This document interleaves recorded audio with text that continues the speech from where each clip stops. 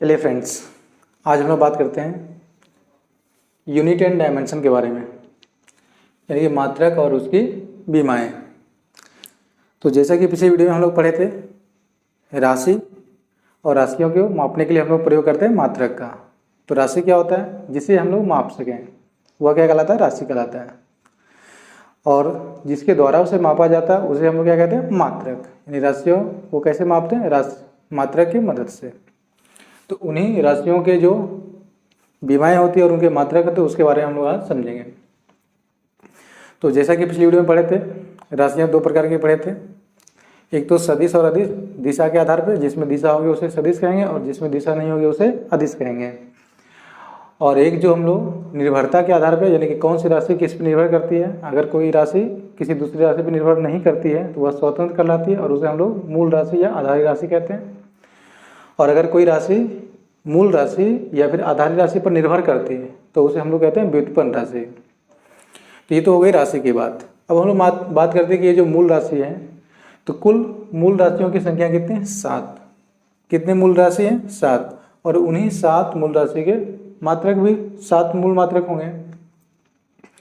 तो बात करते हैं कौन कौन से मूल मात्रक है। तो सबसे पहला जो मूल मात्रक है वह ये जो पहला मूल राशि है वह लंबाई, और उसका मूल मात्रक मीटर है। यानी मूल राशि का मात्रक मूल मात्रक, और व्युत्पन्न राशि का मात्रक क्या कहलाएगा? व्युत्पन्न मात्रक। तो राशि अगर मूल है तो उसका मात्रक भी मूल, राशि व्युत्पन्न तो उसका मात्रक भी व्युत्पन्न। मूल राशि कहें या फिर आधारी राशि कहें, दोनों एक ही बात होता है। अब हम लोग बात करते हैं कि ये जो यहाँ पे बीमा क्या होता है। जब हम लोग लंबाई के लिए जो बीमा का प्रयोग करते हैं वो एल का प्रयोग। अब पहले समझ लेते कि बीमा और डायमेंशन, यानी कि बीमा और उसकी जो मात्रा की यूनिट है उसमें क्या अंतर है। तो बीमा हम लोग किसी भी राशि के इसलिए निकालते हैं ताकि बीमा अगर पता हो तो उसकी मदद से हम लोग उसका मात्रक निकाल सकते हैं, और मात्रक पता हो तो उसके आधार पर हम लोग बीमा निकाल सकते हैं। यानी ये दोनों एक दूसरे का पूरक है, इसलिए हम लोग आज दोनों को पढ़ने वाले हैं, मात्रक को भी और उसके बीमा को भी। तो सबसे पहले बात करें लंबाई का जो एसआई मात्रक होता है वो मीटर, संकेत में हम लिखते हैं एम। अगर लंबाई के बीमा की बात करें तो इसके लिए हम लिखते हैं एल। जब हम लंबाई के लिए एल को बड़ी कोष्ठक के अंदर लिख देते तो वह उसकी बीमा बन जाती है। क्यों? क्योंकि बीमा का मतलब क्या हुआ? एक तरह का कवर देना, यानी कि एक सुरक्षा। तो एक सुरक्षा के वस्तु के अंदर अगर उसको रख देंगे तो वो क्या हो जाएगा? बीमा हो जाएगा। तो लंबाई का होता है एल, यानी कि लेंथ के लिए हम लोग एल लिखें और एल को कोष्ठक के अंदर डाल दिए तो लंबाई का बीमा हो गया ये एल, इस तरह। उसी तरह द्रव्यमान यानी कि मास की बीमा क्या हो गया? एम। बीमा बताता है कि किसकी बीमा है, यानी बीमा हम किसका कर रहे हैं। तो यहाँ पे लंबाई का बीमा कर रहे हैं इसलिए एल लिए, द्रव्यमान का बीमा कर रहे हैं इसलिए एम, और मात्रक यानी उसको किस में मापेंगे, यानी द्रव्यमान को किस में मापेंगे? किलोग्राम में, और इसका संकेत क्या होता है किलोग्राम का? केजी। उसी तरह बात करें समय, तो समय यानी कि समय का बीमा करेंगे तो समय के लिए क्या लेंगे? टाइम, यानी कि टी, और उसको समय को मापेंगे किस में? तो सेकंड में, और सेकंड का शॉर्ट फॉर्म क्या लिखेंगे? एस। उसी तरह बात करें विद्युत धारा, तो विद्युत धारा को हम लोग इलेक्ट्रिक करंट लिखते हैं, लेकिन यहाँ पे हम लोग ई का प्रयोग ना करके आई का प्रयोग करते हैं। विद्युत धारा के लिए क्या करते हैं? आई का प्रयोग करते हैं, यानी इसकी बीमा क्या होती है? आई होती है। और विद्युत धारा को किस में मापते हैं? तो एम्पियर में, जिसको संकेत में हम लोग लिखते हैं ए। उसी तरह बात करें ताप का, यानी कि टेम्परेचर, इसको हम लोग लिखेंगे टी से, लेकिन इसकी बीमा करने के लिए हम लोग यूज करते हैं थीटा या फिर के। ये कहाँ से आया? तो केल्विन का लिए के, इसके मात्रा का के हम लोग लिए। तो ताप का बीमा हो गया थीटा या फिर के, और इसको मापेंगे किस में? केल्विन में, और केल्विन को संकेत में क्या लिखते हैं? के लिखते हैं। उसी तरह बात करें ज्योति तीव्रता की, तो इसका मात्रक होता है कैंडेला, यानी कि ज्योति तीव्रता को किस में मापना है? कैंडेला में मापना है, और इसकी जो बीमा हो जाएगी वो सी होती है। और ये पदार्थ की मात्रा, इसकी कोई बीमा नहीं होती। क्यों बीमा नहीं होती? क्योंकि ये फिजिक्स का चीज़ ही नहीं है, ये केमिस्ट्री से आया, इसलिए हम लोग इसको बीमा दिए ही नहीं। यानी कि पदार्थ की मात्रा की कोई बीमा नहीं होती है, लेकिन इसका मात्रक होता है। मात्रक क्या होता है? मोल, जिसे शॉर्ट फॉर्म में हम लोग MOL मोल लिख सकते हैं।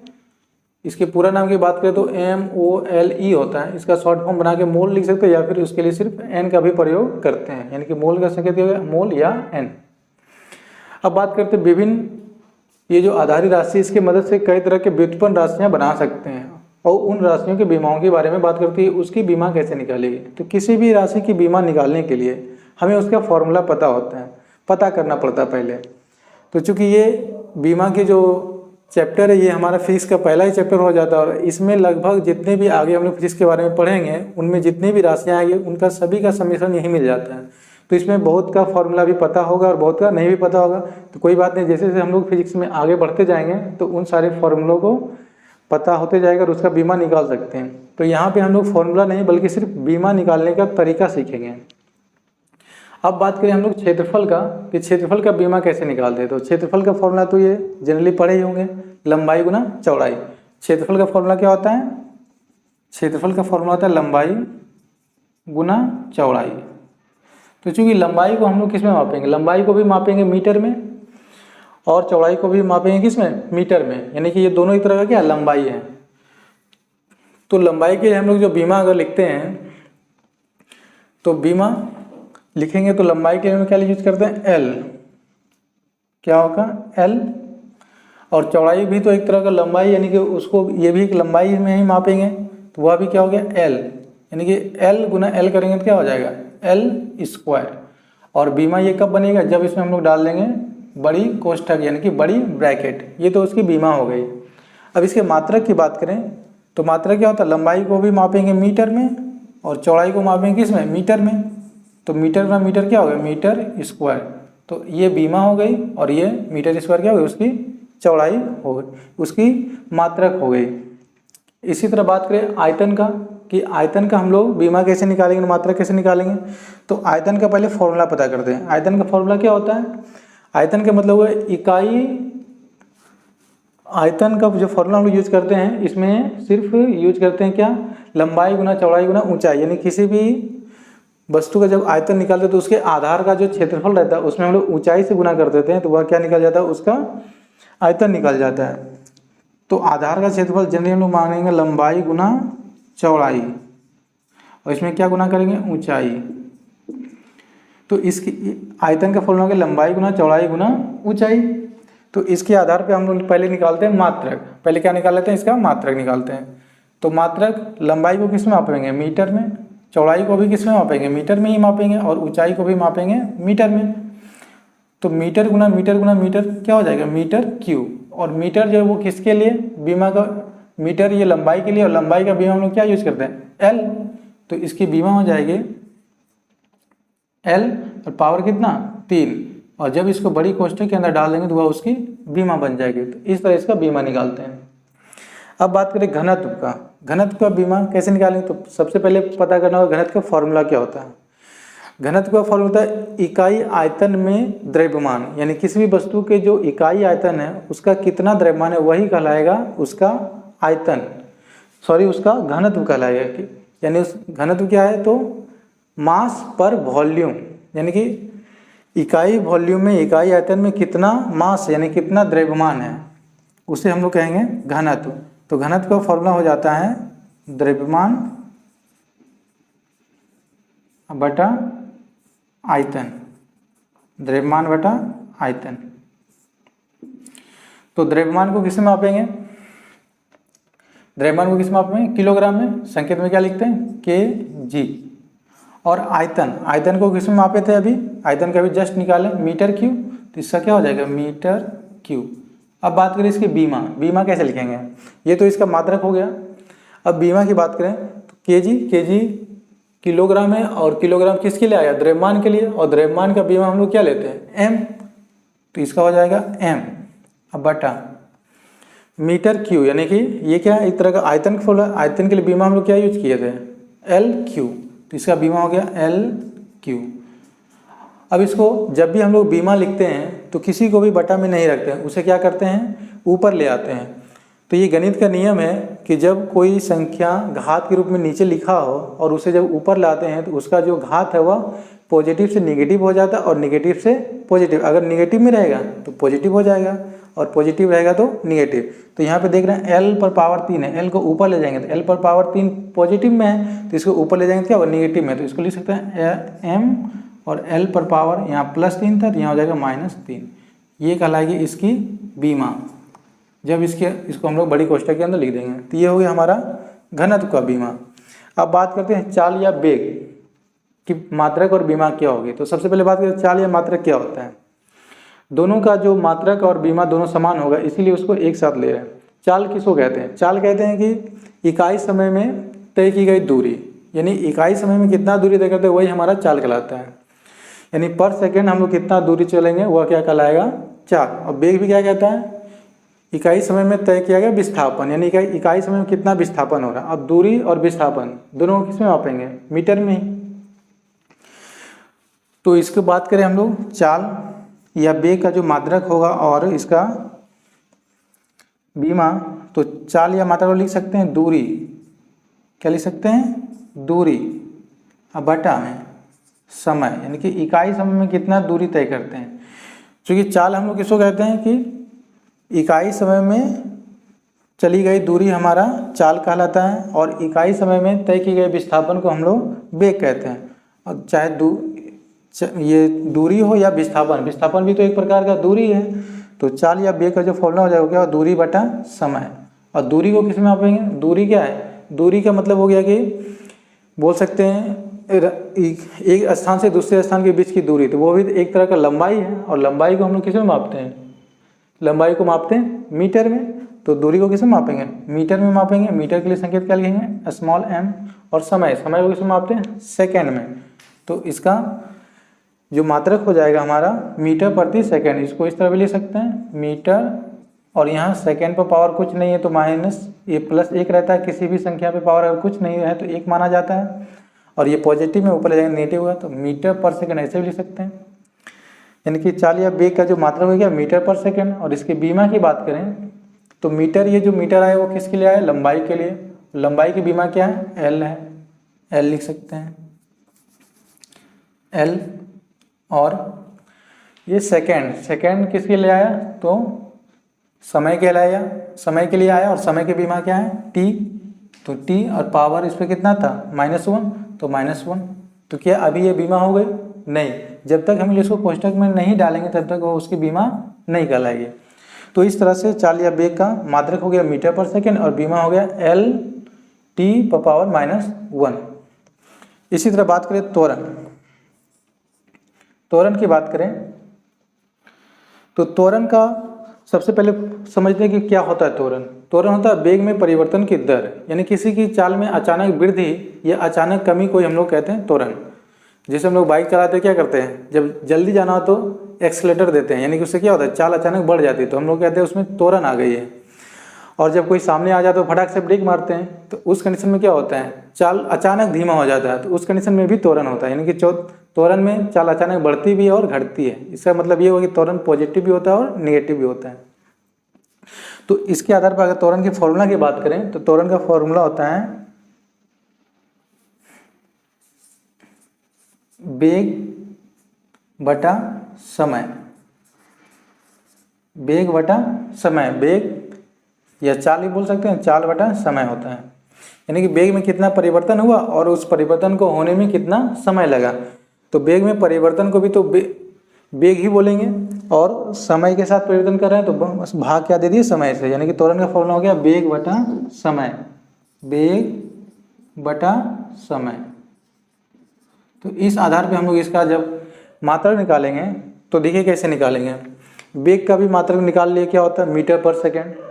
मीटर पर सेकेंड लिखते हैं, मीटर पर सेकेंड इस तरह लिख सकते हैं। अब बटा में फिर लेना है समय, और समय को फिर से किस में मापेंगे? सेकेंड में ही मापेंगे। उम्मीद है दोस्तों ये दिख रहा है आप लोग को? दिख पा रहा है? नहीं दिख पा रहा है इसके ऊपर लिखते हैं, 1 मिनट। इसको जरा मिटा दूं पहले वाले को। चलिए इधर लिखते हैं आगे।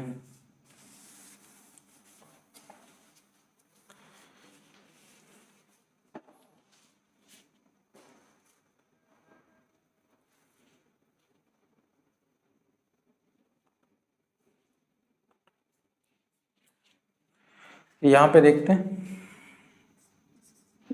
त्वरण, दिख पा रहा होगा? त्वरण क्या बताए थे इसका फॉर्मूला भी? वेग बटा समय। वेग बटा समय। तो वेग को किस में माप रहे थे? मीटर पर सेकेंड में। मीटर पर सेकेंड इस तरह लिख सकते हैं, मीटर पर सेकेंड, मीटर पर सेकेंड। अब बटा ये मोटी लकीर हो गई, समय को किस में? सेकेंड में। तो इस तरह इसको हल कर लिख सकते हैं मीटर पर सेकेंड, और इससे जानते कुछ नहीं तो 1 मान सकते नीचे, और इसको जब हल करेंगे तो ये s बटा 1 है, ये हो जाएगा 1 बटा एस गुना 1 बटा एस। तो इस तरह इसको लिख सकते हैं हम लोग, मीटर पर सेकेंड स्क्वायर हो गया।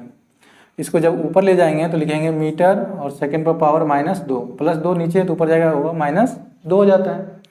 तो ये तो इसका निकल गया मात्रक, त्वरण का मात्रक। त्वरण का मात्रक क्या होगा? मीटर पर सेकेंड स्क्वायर पढ़ेंगे या फिर मीटर इनवर्स सेकेंड स्क्वायर। यहाँ बटा को इन्वर्स भी पढ़ते हैं तो इन्वर्स भी बोल सकते हैं, मीटर इनवर्स सेकेंड स्क्वायर या फिर मीटर प्रति सेकेंड स्क्वायर। अब इसके बीमा की बात करें तो मीटर के लिए क्या लिखते हैं? मीटर किसके लिए आया है? तो लंबाई के लिए है, और लंबाई की बीमा L है तो इसके लिए L लेंगे। और सेकेंड, सेकेंड किसके लिए आया है? तो समय का है, और समय की बीमा क्या होती है? T। ध्यान रखना कि बीमा हमेशा उसका लेंगे वो जिसके लिए आया है।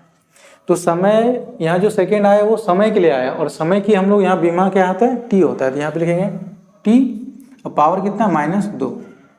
तो इस तरह इसकी बीमा हो जाएगी L T पर पावर -2, त्वरण की ये बीमा हो गई। अब एक बीमा निकालते हैं बल का। बल, तो बल क्या है पहले समझते हैं, बल क्या है। तो बल एक तरह का कारक है जो किसी भी वस्तु के अवस्था में परिवर्तन करता है या परिवर्तन करने की कोशिश करता है। और इसको जब फॉर्मूला के रूप में परिभाषित करते हैं तो बल बराबर होता है विस्थापन, बल बराबर होता है द्रव्यमान, द्रव्यमान गुना त्वरण। क्योंकि जब हम किसी वस्तु पर बल लगाएंगे तो उसमें द्रव्यमान रहेगा, और बल जब लगाएंगे तो हो सकता है कि अगर वो वस्तु विराम में है तो वो अचानक गति में आ जाए, और या गति में चल रही है तो वो क्या हो जाए? रुक जाए। या ये भी हो सकता है कि पहले से चल रही है और बल लगाएंगे तो वो क्या होगा? उसकी गति तेज हो जाएगी, या फिर गति तेज है और बल लगाते हैं विपरीत दिशा से उसकी गति धीमा हो जाएगी, यानी कि उसकी गति में परिवर्तन होगा। तो इस आधार पर बल का फॉर्मूला निकलता है कि उस वस्तु में तो द्रव्यमान है, लेकिन जब बल लगाएंगे तो उसमें क्या आएगा? त्वरण भी आ जाएगा। तो बल का फॉर्मूला हो जाता है द्रव्यमान गुना त्वरण। इसको शॉर्ट में हम लोग F भी लिखते हैं, बल को फोर्स, और द्रव्यमान को M, त्वरण को A। तो F बराबर ma भी होता है, ma। तो इसका हम लोग सबसे पहले निकालते हैं मात्रक। तो मात्रक कैसे निकालेंगे? द्रव्यमान, द्रव्यमान का देखिए मात्रक क्या है? किलोग्राम, यानी kg। उसके बाद त्वरण, त्वरण का मात्रक या तो फॉर्मूला लगा के फिर से निकाल सकते हैं, या फिर इसके हम लोग निकाल के रखे हैं यहाँ पे तो इसके मदद से भी निकाल सकते हैं। इसका मात्रक क्या निकाले थे? त्वरण मीटर प्रति सेकेंड स्क्वायर, यानी कि मीटर प्रति सेकेंड स्क्वायर, ऐसे लिख सकते हैं। ये बटा को ऐसे लिखें या फिर ऐसे लिखें, दोनों तरह से लिख सकते हैं, इसका मतलब बटा ही होता है।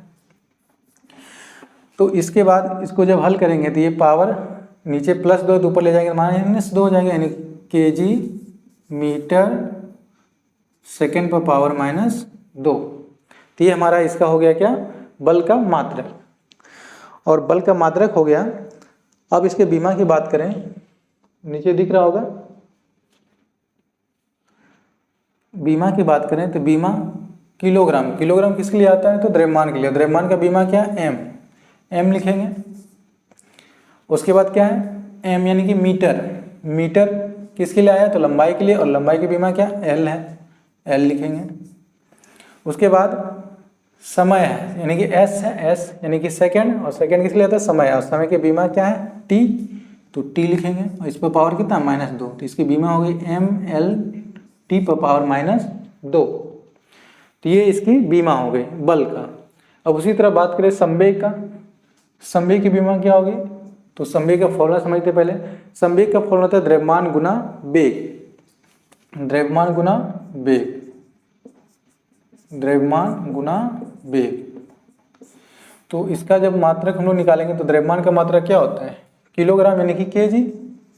और वेग, वेग का मात्रक देखिए निकाल के रखें पहले से, पहले भी निकालें इसका, मीटर प्रति सेकेंड होता है, मीटर प्रति सेकेंड। तो इसको जब हल करें ऐसा लिख सकते हैं kg मीटर इनवर्स, या मीटर पर पावर -1। तो ये हो गया संवेग का मात्रक। अब इसकी बीमा की बात करें तो बीमा कैसे लिख सकते हैं, केजी आया, किलोग्राम किसके लिए, तो ये आया द्रव्यमान के लिए, द्रव्यमान की बीमा क्या m है तो m लिखेंगे। मीटर आया किसके लिए, m आया मीटर के लिए, और मीटर जो राशि है वो लंबाई को मापते हैं मीटर में, और लंबाई की बीमा क्या l है तो l लिखेंगे। s यानी कि सेकंड किसके लिए आया तो समय के लिए आया, और समय की बीमा क्या होती है t होती है, और -1 है -1, तो ये इसकी बीमा हो गई, यानी कि संवेग का बीमा हो गया ml T⁻⁻1। अब हम लोग समझते हैं आवेग। आवेग का मात्रक और बीमा क्या होगा, तो पहले समझ लेते हैं आवेग क्या होता है। जब हम लोग किसी वस्तु पे थोड़े समय के लिए बल लगाते हैं, यानी कुछ समय अंतराल के लिए बल लगाते हैं, तो उस कंडीशन में उसके जो बल और समय अंतराल के गुणनफल है वही उस वस्तु के लिए क्या होता है, आवेग होता है। यानी आवेग का फॉर्मूला होता है बल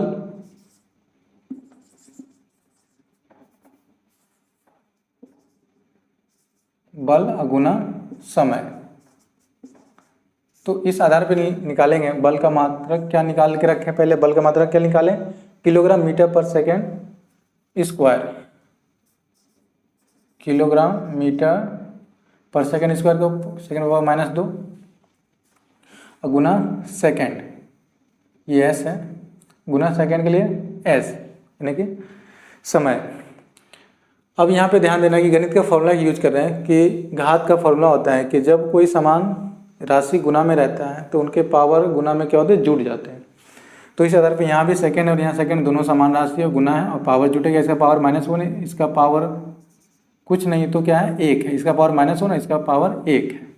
तो इस आधार पे इसको हल करेंगे तो क्या लिख सकते हैं, किलोग्राम मीटर और सेकेंड जब लिखेंगे तो पावर -2 अब +1 होगा, तो इसका हल कितना आएगा -1, यानी कि सेकेंड पावर -1 होगा। तो ये तो इसकी मात्रक हो गई, यानी कि आवेग की मात्रक। अब इसकी बीमा की बात करें तो बीमा कैसे लिखेंगे, बीमा लिख सकते हैं किलोग्राम किसके लिए आया तो द्रव्यमान के लिए, द्रव्यमान की बीमा m है, m हो गया। मीटर किस लिए आया, लंबाई के लिए आया और लंबाई की बीमा l है। और सेकेंड किस लिए आया, समय के लिए आया और समय की बीमा क्या है t, और पावर इस पर कितना -1। इसको जब बड़ी ब्रैकेट के अंदर डाल देंगे तो ये क्या हो जाएगा, इसकी बीमा हो गई, यानी कि आवेग की बीमा। अब इसी तरह अगर दाब की बीमा निकालें, दाब की, तो दाब समझते हैं पहले क्या होता है, इकाई क्षेत्रफल पे जो बल लगता है उसी को हम लोग दाब कहते हैं, ठीक है। इस आधार पर इसका फॉर्मूला जब लिखेंगे तो बल बटा क्या हो जाएगा, क्षेत्रफल, बल बटा क्षेत्रफल। दाब का फॉर्मूला क्या होता है, बल बटा क्षेत्रफल। अब यहाँ ये ध्यान नहीं देना है कि हमको फॉर्मूला याद नहीं है, जैसे जैसे हम लोग आगे पढ़ते जाएंगे फॉर्मूला याद होते जाएगा। तो यहाँ से हमको तरीका सीखना है कि बीमा और मात्रक कैसे निकाल रहे हैं। तो दाब का फॉर्मूला क्या है, बल बटा क्षेत्रफल। तो बल का जो हम लोग मात्रक लेते हैं क्या होता है, किलोग्राम मीटर प्रति सेकेंड स्क्वायर, यानी कि किलोग्राम मीटर प्रति सेकेंड स्क्वायर को सेकेंड पावर -2 लिखते हैं। और क्षेत्रफल का मात्रक क्या लिखे हैं, देखिए क्षेत्रफल का निकाल चुके, ये मीटर स्क्वायर होता है, ये तो बीमा एल स्क्वायर, ये है मात्रक, तो इसका हो गया मीटर स्क्वायर। मीटर स्क्वायर का मतलब देखिए इसमें मीटर 2 है और यहाँ पे ऊपर भी 1 मीटर है, तो 1 मीटर से इसका 2 खत्म हो जाएगा, यानी 1 मीटर बचेगा, 1 कट जाएगा। तो इसको जब हल करेंगे तो इसको लिख सकते हैं किलोग्राम, और मीटर पर पावर माइनस, यहाँ पे मीटर पर पावर 2 था, 1 कट गया था, पावर 1 बचा, तो 1 को ऊपर ले जाएंगे तो पावर माइनस होगा प्लस से, तो मीटर पावर -1 और सेकेंड पर पावर -2, क्योंकि सेकेंड में कोई परिवर्तन नहीं हुआ। तो ये इसका मात्रक हो गया। अब इसको हम लोग बीमा के रूप में लिखेंगे तो इसकी बीमा क्या हो गई, ये किलोग्राम है, किलोग्राम किसके लिए आया तो द्रव्यमान के लिए, और द्रव्यमान की बीमा m होता है। मीटर आया लंबाई के लिए, लंबाई की बीमा l होता है। सेकेंड आया समय के लिए और समय के बीमा t होता है, और इस पर पावर -2 है और इस पर पावर कितना है -1 है, तो ये इसकी बीमा हो गई। दाब की बीमा हो गई m, l पर पावर -1, t पर पावर -1। इसी तरह बात करें कार्य या ऊर्जा, ये दोनों समान रूप से इसका मात्रक होगा और समान रूप से इसका बीमा होगा, क्योंकि जब हम कोई कार्य करते हैं तो उसके लिए ऊर्जा खर्च करना पड़ता है, और जब हम ऊर्जा खर्च कर रहे हैं इसका मतलब है कि हम कोई कार्य कर रहे हैं। तो ये कार्य या ऊर्जा दोनों का मात्रक सेम होता है और इसका बीमा भी सेम होगा। अब कार्य की परिभाषा की बात करें तो कार्य बराबर होता है बल गुना विस्थापन, बल गुना विस्थापन। अब इसके मात्रक निकालते हैं तो बल का मात्रक क्या होता है, किलोग्राम मीटर प्रति सेकेंड स्क्वायर, किलोग्राम मीटर प्रति सेकेंड स्क्वायर लिख सकते हैं, सेकेंड पावर -2 गुना विस्थापन। विस्थापन क्या है, दो निश्चित बिंदुओं के बीच की सीधा सीधी दूरी, यानी कि एक निश्चित दिशा में दूरी, तो वो भी तो एक तरह की दूरी है। दूरी यानी कि लंबाई, और लंबाई को किसमें माप रहे हैं, मीटर में। यहाँ पे विस्थापन को भी किसमें मापेंगे, मीटर में। तो ये हमारा हो गया किलोग्राम मीटर प्रति सेकेंड स्क्वायर गुना मीटर। इसी को हल कर लेंगे तो ध्यान देना है किलोग्राम का तो किलोग्राम रहेगा, लेकिन मीटर गुना में है, गुना पावर जुड़ता है, पावर इसका कुछ नहीं तो 1, यहाँ भी कुछ नहीं तो 1, तो एक पावर कितना होगा, 2 होगा। मीटर पावर कितना हो जाएगा, 2, और सेकेंड पर पावर 2 तो रहेगा ही, -2 है ये। तो इसका मात्रक हो गया किलोग्राम मीटर स्क्वायर प्रति सेकेंड स्क्वायर। जहाँ पे माइनस आ गया तो वो प्रति हो जाएगा, यानी कि वो बट्टा में आता है। अब इसी तरह इसकी बीमा की बात कर लें तो इसकी बीमा लिखेंगे, किलोग्राम किसके लिए आया, द्रव्यमान के लिए आया, द्रव्यमान की बीमा m होती है। मीटर किसके लिए आया, तो लंबाई के लिए, और लंबाई की बीमा l होती है। और सेकेंड किसके लिए आया, तो समय के लिए, और समय की बीमा क्या होती है, t होती है। और t पर पावर यहाँ पे -2 है, और l पर पावर कितना है, 2 है। तो ये इसकी बीमा हो गई, यानी कार्य या ऊर्जा का बीमा निकाल लेंगे तो ये क्या निकलेगा, m l पर पावर 2 t पर पावर -2। इसी तरह का शक्ति का बीमा निकालें, शक्ति,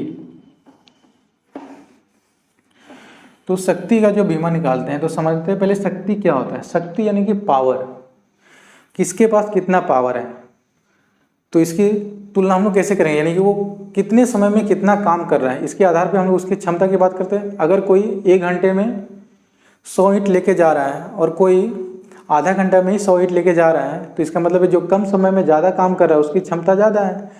तो यहाँ पे काम और समय, इन दोनों की तुलना को हम लोग क्या कहते हैं, शक्ति। यानी जो कम समय में अधिक काम करेंगे उसका शक्ति अधिक, और जो अधिक समय में कम ही काम कर पाएगा तो उसका शक्ति क्या होगा, कम होता है। इस तरह से इसका शक्ति का अगर फॉर्मूला की बात करें तो शक्ति का जो फॉर्मूला आता है वो होता है कार्य। काम का मतलब क्या हो गया, कार्य बटा समय। अब इसके मात्रक निकालेंगे तो कार्य का मात्रक निकाल चुके हैं, या फिर इसके फॉर्मूला को भी चेंज करके कार्य को फिर लिखेंगे बल गुना विस्थापन, फिर बल को लिखेंगे, उसके पीछे वाले फॉर्मूला में ले जाएंगे बल को, द्रव्यमान गुना त्वरण, फिर त्वरण को लिखेंगे वेग में परिवर्तन यानी वेग बटा समय। तो फिर वो पीछे करते करते जाके निकाल सकते हैं, लेकिन यहाँ हम क्या है पहले कार्य का डायरेक्ट निकाल चुके तो इसका यूज कर सकते हैं। तो कार्य का जो हम लोग मात्रक निकालें, क्या निकालें, किलोग्राम मीटर पावर -1 और सेकेंड पर पावर -1। तो कार्य का मात्रक लिख सकते हैं हम लोग यहाँ पे kilogram metre power -1 second power -2। ये तो कार्य हो गया। अब बटा करेंगे समय को फिर क्या लिखेंगे, सेकेंड लिखेंगे। अब इसको ऊपर ले जाएंगे तो इसको लिख सकते हैं किलोग्राम मीटर पर पावर -1 तो रहेगा, लेकिन ध्यान दीजिए अभी क्या बोले कि जब नीचे पावर प्लस में रहेगा, एस पर पावर कुछ नहीं तो 1 तो है, ऊपर जाएगा माइनस हो जाएगा। तो ऊपर पहले से -2 है और नीचे से एक और माइनस जाएगा तो कितना होगा, -3। तो इस तरह से एस पर पावर कितना हो जाएगा, -3। ये तो इसका मात्रक हो गया। अब इसके बीमा की बात करें तो बीमा कैसे लिखेंगे, किलोग्राम किसके लिए आ रहा है, द्रव्यमान के लिए, और द्रव्यमान की बीमा m होती है। मीटर किसके लिए आ रहा है, लंबाई के लिए, और लंबाई की बीमा l होती है। और सेकेंड किसके लिए आ रहा है, समय के लिए, और समय की बीमा t होती है। अब यहाँ पावर दे देते हैं जितना जितना पावर है, यहाँ पे m पर पावर -1 था तो यहाँ तो l पर पावर -1 हो जाएगा, t पर पावर -3 था, s यानी कि समय पे पावर -3 यहाँ दे देंगे, t पर पावर -3। तो इस तरह शक्ति की बीमा हो गई m l पर पावर -1 t पर पावर -1। तो इस तरह से किसी भी राशि का मात्रक फॉर्मूला के मदद से उसका मात्रक निकाल सकते हैं और बीमा निकाल सकते हैं। तो उम्मीद करते हैं दोस्तों ये सभी जो आज बीमा और मात्रक के बारे में हम लोग पढ़े हैं आप लोग को समझ में आया होगा। तो जल्द ही मिलते किसी अगली वीडियो में। जय हिंद।